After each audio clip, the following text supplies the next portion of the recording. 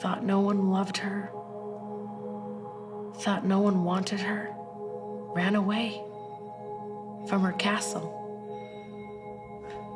She was embraced by the devil and his false love, and through that embracing became a different person, became the harlot, became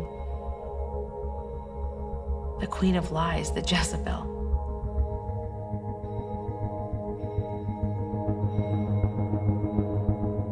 That's my life.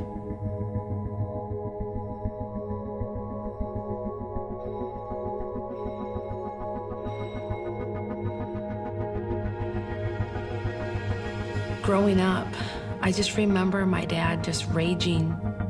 I'd come home and my dad would be really angry, stressed out, and I really took it personal.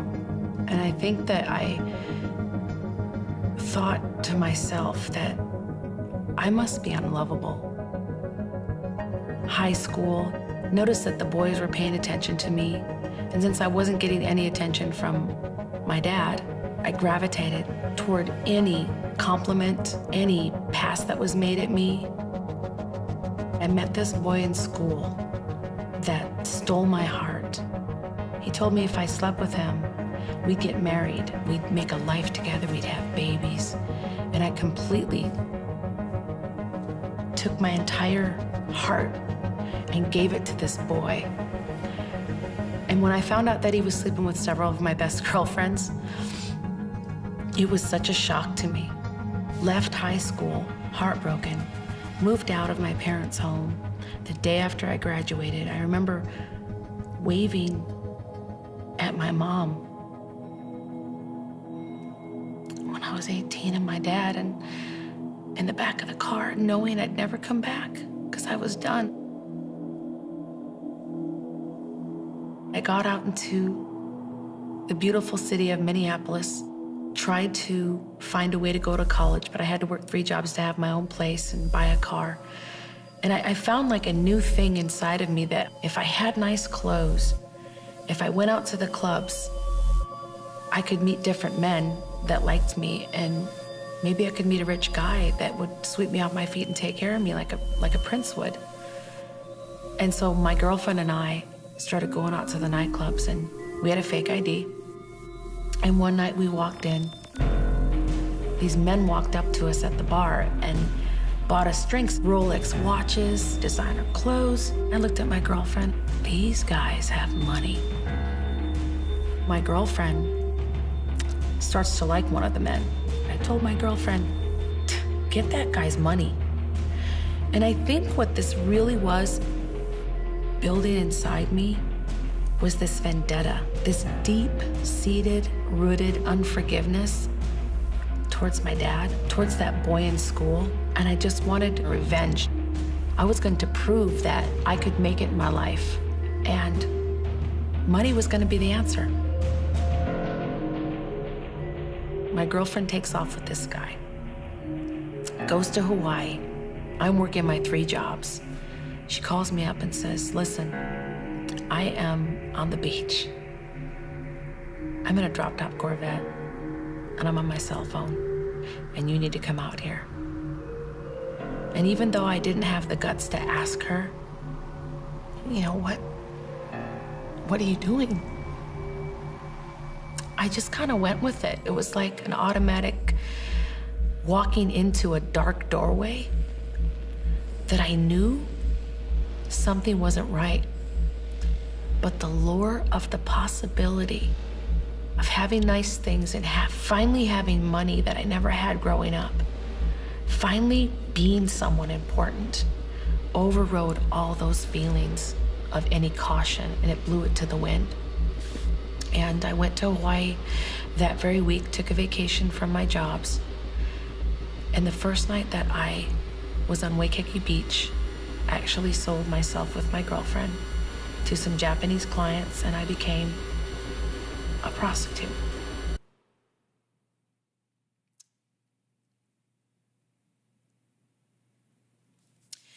It's kind of like I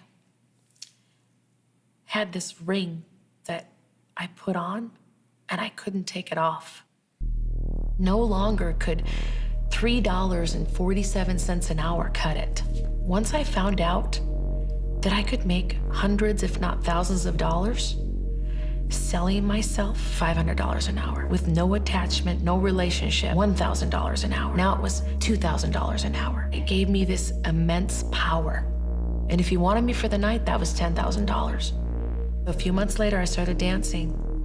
And one day I was on the stage, and this man walks in, puts this couple $100 fan of money at my feet. And I danced just for him. And I let him know that I was actually prostituting my body. I was actually selling myself to make extra ends meet. He looked at me and said, "You are so intelligent. I really like you. In fact, I think I'm falling in love with you." He gave me everything that I needed to hear from my dad. And I decided that I wanted to move to Las Vegas. I got off the plane, and that night I went on a couple calls. I brought home a nice wad of money. My boyfriend was there, and he told me to break myself. "What did you say to me?" He said, "Break yourself. And that means give me all your money, dump your purse out on my lap." And I wasn't having it. And he proceeded to take me out by my hair. He choked me. He threw me on the porch on my knees, and he started kicking me. "This is pimpin', B. I'm just choking on my own blood. You're gonna work for me." Punching me in my face. Time it is, but what time it is now is you're gonna pay me. My nose broke, my ribs broke. It was like I was looking at the devil. The prince turned dark. And if you try to leave, I'll kill you. That night, it's like I died inside. And the next 5 years of my life, I was with a pimp. Every time he hit me and choked me and raped me or put guns to my head, made me do things I never wanted to do, I just did it because I loved him and because out of fear, because I knew if I didn't, that I would not live to see another day. And even though I got away from him, everything you give, you leave. The money, the cars, the houses, all behind, because when you leave a pimp, you leave with nothing. I started stacking my money again, but the money wasn't the same. I came down with cancer, and a couple years later, lost all my hair, had chemotherapy, had Hodgkin's lymphoma. I started taking painkillers for my bone pain and my marrow, and I got addicted to painkillers, and that led into cocaine. I was going on calls bald with wigs because I had lost all my hair from chemotherapy. And I had clients calling me a cancer bee. Cancer bitch, I'll just say it. I'm staying in these seedy motels, and I remember laying there in my bed looking in the mirror at myself, thinking that God was angry with me. I would get in the shower and I would scrub my body, and I would think, I'll never, ever be clean.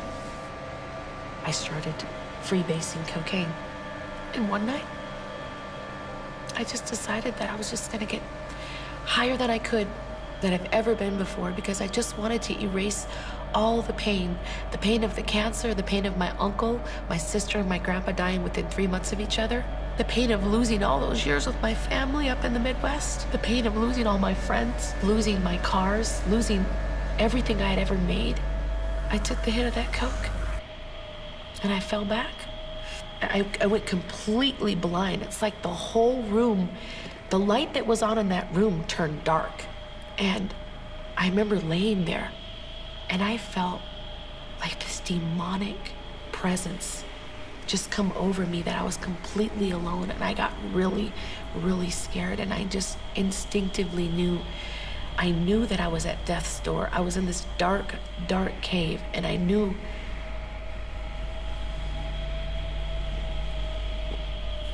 it was over. And I saw my family. I saw my funeral.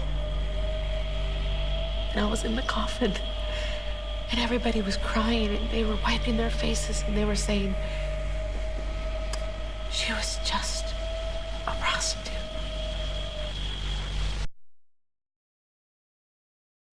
That's when I said, Jesus,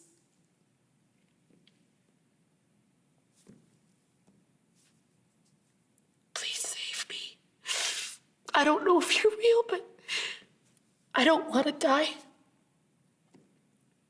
The ambulance came, and the doctor came up to me and he grabbed my hand. And he said, you are lucky to be alive.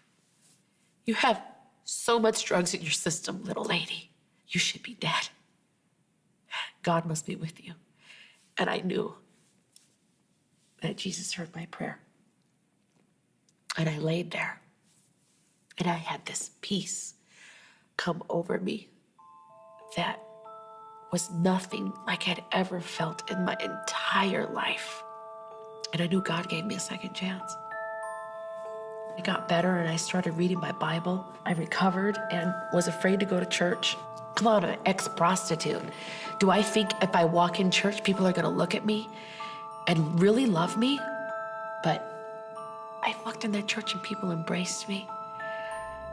And God just really started doing that inner healing. And the Holy Spirit was just like speaking to me, telling me that I was beautiful and that I was chosen and that I was set apart and that I was sanctified and I was a holy vessel for Him. I started to stand on Jesus' words, that I'm whole, that I'm healed, that I'm pure, that I'm a virgin in Him. And that gives me peace.